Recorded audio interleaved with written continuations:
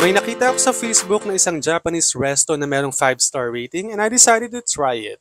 This is Taste of Bad Boy in Antipolo. Katabi to ng Lido Cocina China sa tapat ng PLDT and Meralco Antipolo, nakahilera ng Shopwise.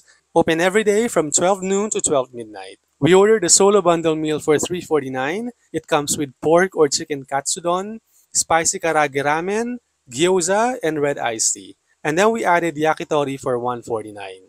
Legit dito, ang sarap and sulit na sulit. Total bill namin is $4.98. Divide by 2 pa yan, so tig $2.49 lang kami each, pero ang dami na naming nakain. Maliit lang tong resto, very limited. Hopefully, mag-expand sila soon. Walang toilet, pero 1-minute walk lang naman to Walter Mart kung need mo mag-toilet. It's al fresco dining, pero presko naman and may electric fan. Friendly ang mga staff and mabilis sila mag-serve ng order. Kung gusto mo ng affordable and masarap na Japanese dishes, try Taste of Bad Boy